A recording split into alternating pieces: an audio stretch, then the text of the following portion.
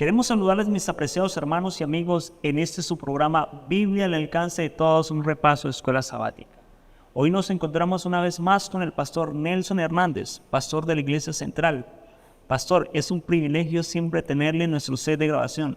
Gracias pastor, porque esa invitación nos permite llegar a las personas con la palabra de Dios. Lección número 6, pastor, para el 10 de febrero, titulado Me levantaré. ¿Qué tal, pastor, si nos dirige en oración? Claro que sí, oremos. Querido Dios, aquí está tu iglesia dispuesta a escuchar tu palabra.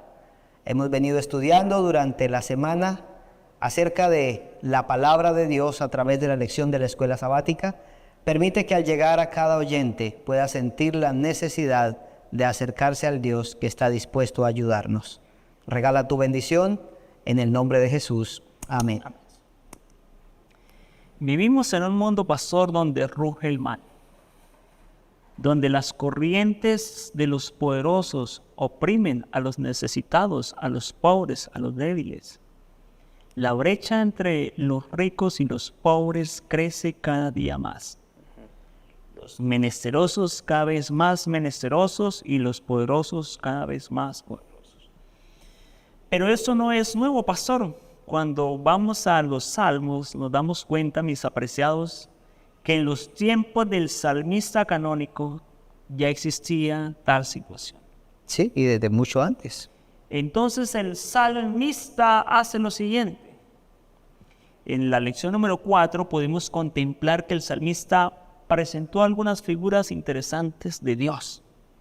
Dios como un castillo, Dios como una torre, Dios como una muralla, que cuide, protege a los oprimidos de las fuerzas del mal. Pero en esta semana hay una figura muy interesante de Dios, pastor, la figura de un guerrero poderoso o majestuoso. Es una figura espectacular del guerrero majestuoso. Yo cada vez que pienso en eso, yo pienso en lo que ocurría cuando yo era pelado y miraba algún video, alguna película donde siempre había una persona débil.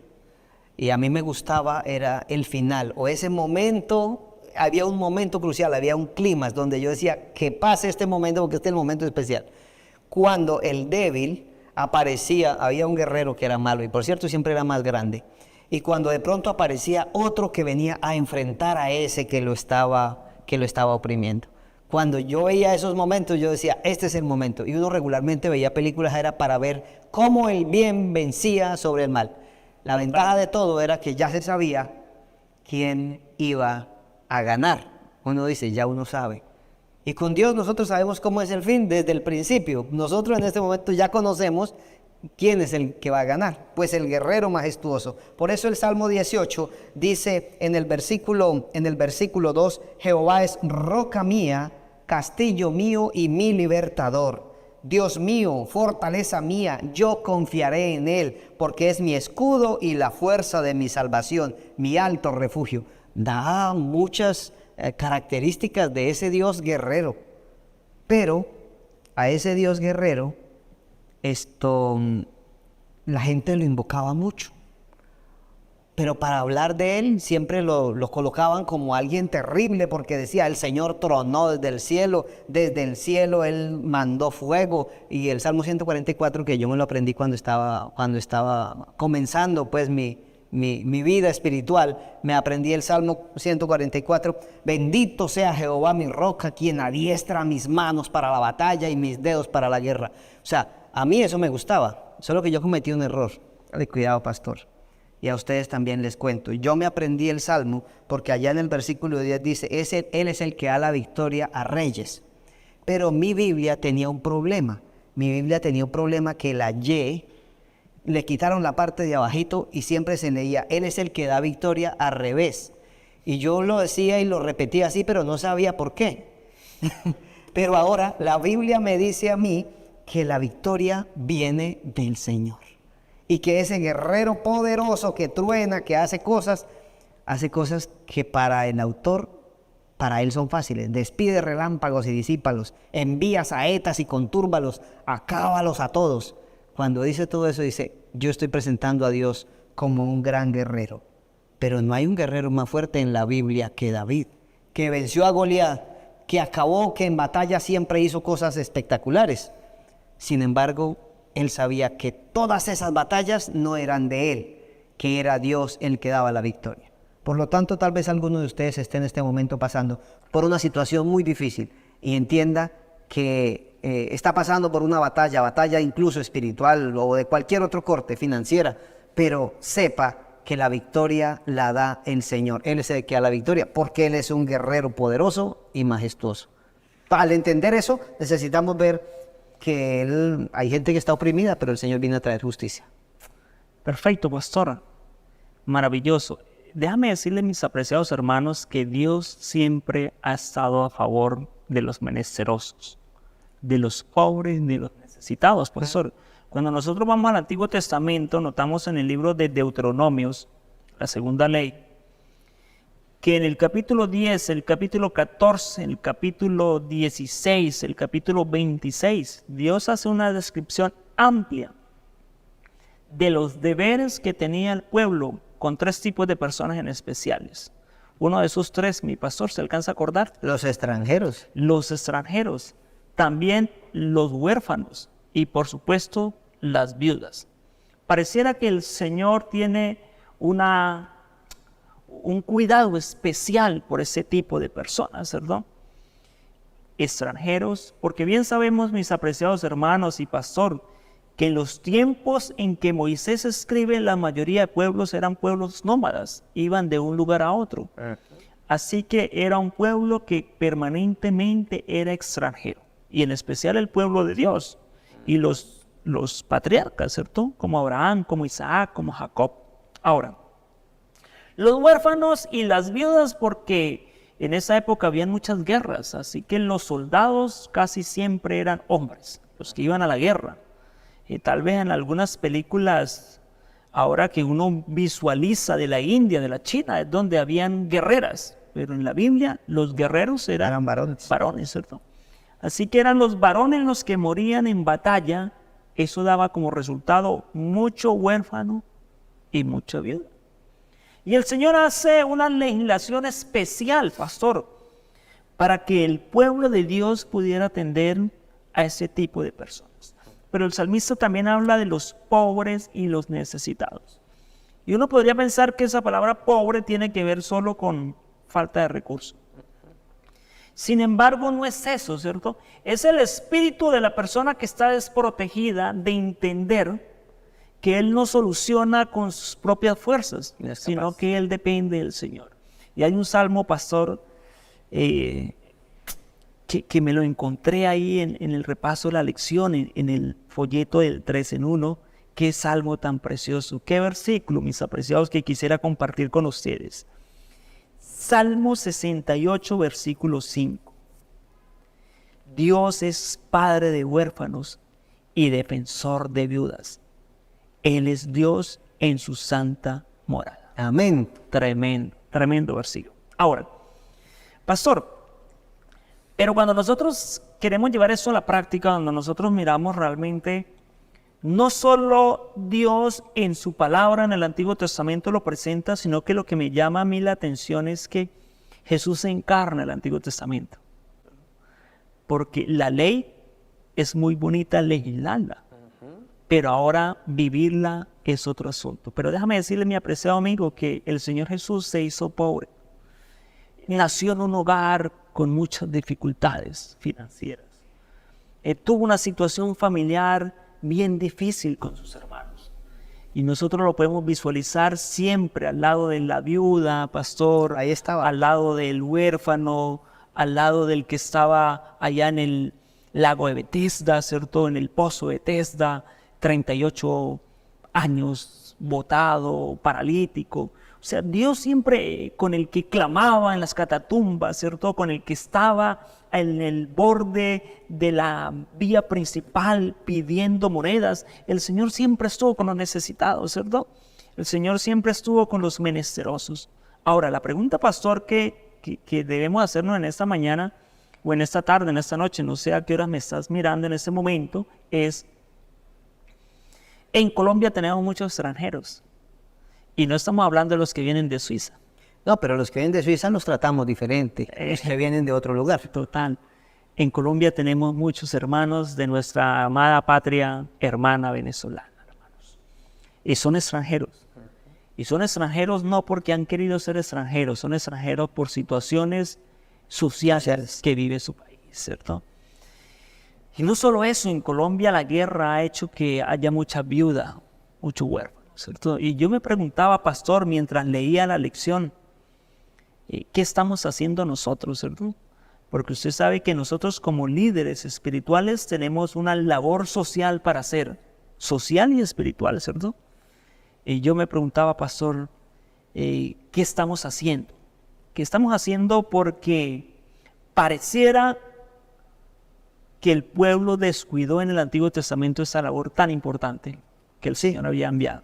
Sí, yo quería acotar algo. Bueno, yo soy de alguna manera, yo soy huérfano, porque el elemento social en medio de esta guerra en Colombia, pues me arrebató mi padre. Y esas son situaciones que pasa toda una vida uno tratando de sanar heridas y es difícil. Pero Dios no me ha abandonado, porque Él lo ha prometido allí. Sin embargo, sí hay una indiferencia del Estado, aunque diga ser mucho, ¿no? Y no vinimos a hablar del Estado, pero estoy hablando que hay alguien que se levanta y en la lección decía, ¿hasta cuándo juzgarán injustamente? Vaya usted a los lugares donde hablan de lo de las víctimas. Vea, eso está cundido de gente necesitando, pidiendo, pero no hay quien haga justicia. No hay quien haga justicia. Por eso el Salmo 82, el versículo, voy a pedirles que lo leamos, el Salmo 82, el versículo 1, dice así: Dios está en la reunión de los dioses y en medio de los dioses juzga. ¿Cómo es posible que diga que Dios está en medio de dioses? Es que dioses es el nombre que se le daba a las personas que se les había dado autoridad para hacer justicia, porque juzgaban, pero no juzgaban de manera pía, no juzgaban de manera correcta. Así que el trono de Dios solo puede fortalecerse cuando hay alguien fiel, cuando está alguien en el poder que juzga con justicia. Cuando la Biblia dice que se juntaron la paz, que juntó la justicia y todo eso, está diciendo que eso está en el trono de Dios, pero aquí en la tierra sí que falta mucho eso. La época de los jueces, habían muchos jueces, pero no actuaban con justicia. La época de los reyes fue la época más terrible donde hubo muchas injusticias. Y la época nuestra se ha popularizado porque a todo el mundo le parece que es injusto lo que hace el gobierno. ¿Qué hacer? Pues déjenme decirles que Dios ha dado una autoridad a nosotros, nos ha dado una autoridad para juzgar y para actuar con justicia. Y ese actuar con justicia es que aunque Dios declara que los jueces son corruptos, esto los puede llamar hijos del Altísimo, no los va a llamar dioses, pero los va a llamar hijos del Altísimo. ¿A quiénes? A los que hagan y actúen con justicia. Por eso, todos tenemos autoridad. Usted tiene una autoridad. Yo tengo una autoridad. Hay muchos que tienen autoridad, pero ¿qué tipo de autoridad ejercemos al momento de hablar de equidad? Al momento de hablar de justicia. Eso es bueno tenerlo en cuenta. Pero a esas personas que pasan por situaciones difíciles y por los que actúan de manera incorrecta, el Señor viene sobre ellos. Y en algún texto por allá Él dice, derrame la ira sobre ellos, Señor. Y mucha gente derrama la ira sobre ellos, pero ahora dice que es el Señor que le toca hacer la tarea. Total, pastor, total. Me llama la atención porque en ese mundo de injusticias sociales que vivimos a nivel mundial, ¿cierto? En ese mundo de injusticias en el que vivía el salmista, yo creo que el salmista se llenó como de enojo, ¿cierto? De ira. Y escribió algunos salmos bien difíciles, pastor. Por ejemplo, si leemos allá el Salmo 58, versículo 6. Mira lo que dice, pastor. Oh Dios, quiebra sus dientes en su boca. O sea, como que dale un tramacazo y que le huelen los dientes. Que ya no tenga nada. Quiebra, oh Jehová, las muelas de los leoncillos. Sean disipados como las aguas que corren cuando se disparan las saetas. Sean hechos pedazos. Pasen ellos como el caracol que se deslicen, como el que nace muerto, que no vea ni siquiera el sol. No, eso sí es. Entonces, mis apreciados, el salmista ante estas situaciones que se vivían en aquella época, siente como ese enojo, esa ira, esa rabia, ¿cierto? Pero hay algo bien interesante, pastor, porque el salmista no habla de una venganza personal, ni habla de una venganza como pueblo. Él dice realmente, la venganza no es mía, la venganza debe ser del Señor. Es el Señor quien debe hacer juicio, es el Señor quien debe ejecutar, ¿cierto? A las personas que hacen lo incorrecto. Sin embargo, el salmista tenía un pensamiento de la teología de la compensación y él quería ver como que a Dios actuar de una vez, ¿cierto? A Dios actuar de una vez, que es lo que a veces nos pasa a nosotros, ¿cierto? Nos preguntamos, ¿hasta cuándo, Señor, ¿cierto? ¿Hasta cuándo? Tantas injusticias, ¿cuándo va a venir tus juicios? Ahora, lo difícil, pastor, es lograr sopesar lo que el salmista expresa, que el salmista era una persona común y corriente como nosotros, con lo que Jesús expresa ahí en Mateo capítulo 5, ¿cierto? Porque cuando nosotros vemos el Sermón del Monte ahí en Mateo capítulo 5, capítulo 6, capítulo 7, vemos a un Jesús que dice, oren por los que nos maldicen, Por sus enemigos. por los enemigos, ¿cierto? Al que nos pida llevar por 1 milla, vayamos 2 millas, ¿cierto?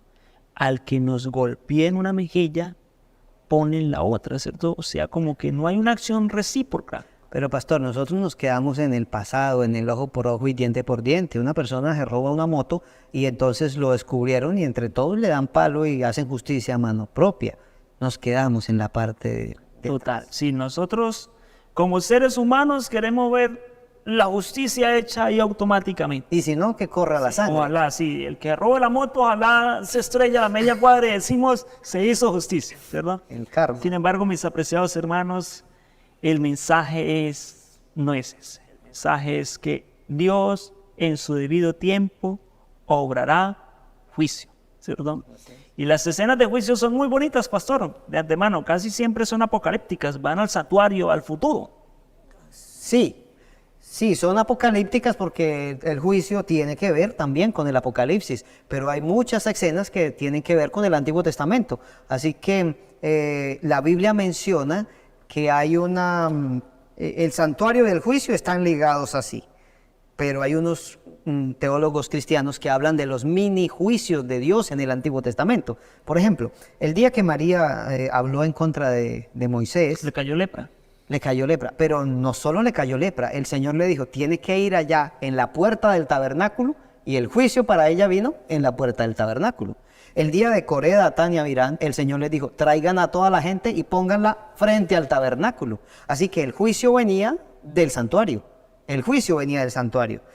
El día que el Señor dijo, vaya, pronuncia maldad sobre maldición sobre esos 10 hombres que trajeron un informe equivocado. Pero no le dijo, hágalo allá en el monte. Dijo, no, vaya al tabernáculo y frente al tabernáculo haga. Lo que quiere decir es, juicio viene de allá, Del tabernáculo. del tabernáculo. Pero, miren lo que dice el capítulo 19, o Salmo 99, perdón. Jehová reina y tiemblan los pueblos. Él está sentado sobre los querubines y se conmoverá la tierra. El que está sentado, si Él está sentado dentro de los querubines y si la tierra se va a mover, entonces, ¿qué dice la palabra de Dios? Dice sencillamente que eso va a ocurrir. En los querubines está diciendo que es en el santuario, no está diciendo que es en otro lugar. ¿Se acuerda usted que hace unos días estudiamos Salmo 73, donde él decía, no, pero yo, ¿para qué dice las cosas tan bien si a los malos les va mejor que a mí? Y David decía, pero en vano me lavé las manos bien, en vano anduve en rectitud, en vano fui íntegro, si ellos tienen más plata que yo. Total. Pero finalmente él dice, pero cuando fui al santuario me di cuenta del fin de ellos. Cuando fui al santuario, es decir, cuando él miró al santuario y ve que en el santuario hay perdón para los que buscan a Dios y condenación para los que no, hay juicio para ellos, entonces dijo, vale la pena vivir para Dios. Por eso, ¿Qué cosas bonitas podemos resaltar acá de esta lección? Primero, como el juicio viene del santuario, de allá viene el perdón. De allá viene la justicia y de allá viene la restauración. Pero también vendrá juicio y condenación para quien tenga que el Señor llevar los pecados al santuario y decir allá, listo, este no funcionó. Que el Señor nos bendiga y nos dé la oportunidad de entender que el Señor sigue reinando y allá está haciendo una tarea por usted y por mí todos los días. Amén, pastor. Ahora, yo mientras estudiaba la lección, pastor, yo decía qué lección tan humana, como tan real, ¿cierto? Como tan contextual. Dios, mis apreciados hermanos, es nuestro amparo, Dios es nuestra fortaleza, Dios es nuestro pronto auxilio en las tribulaciones. Amén. Sin embargo, Dios no ejecuta esa obra en persona. Dios utiliza, pastor, a nosotros, a su pueblo, a la iglesia. Tú eres las manos del Señor, yo soy los pies del Señor. Así que Dios desea que seamos proactivos en ayudar al necesitado, en ayudar al huérfano, en tenderle la mano a la viuda, en ayudar al extranjero. No siempre, pastor, necesitan dinero. Mucha gente necesita un abrazo, necesita una palabra de ánimo. Una palabra de ánimo. Necesita que tú le digas, no te preocupes, que le escuches.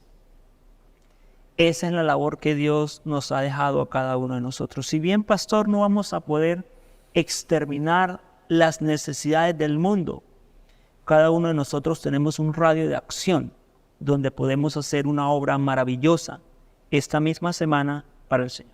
El niño cogía todas las estrellas de mar que habían y tiraba una a una al mar. Y las tiraba todas y estaba repleta la playa. Y de pronto alguien vino y le dijo, ¿y para qué haces eso si no alcanzas a tirarlas todas al mar? Y él dijo, por lo menos voy a salvar a algunas.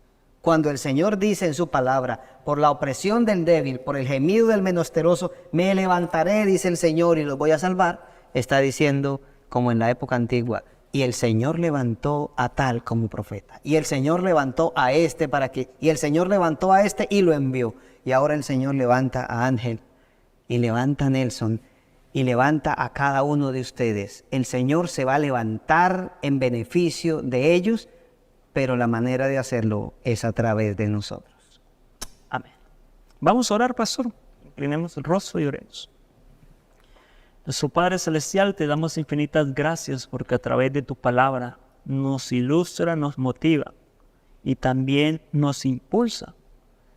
Muchas veces de forma proactiva, muchas veces de forma imperactiva, para que realicemos una labor de parte del cielo en favor de los más necesitados. Amén.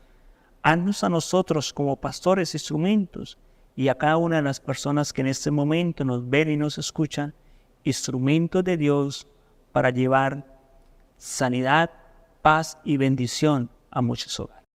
Tu bendición nos acompañe y lo pedimos en el nombre de Jesús. Amén. Gracias, pastor. Bendiciones y hasta una próxima emisión de este su programa Biblia del alcance de todos, un repaso de Escuela Sabática.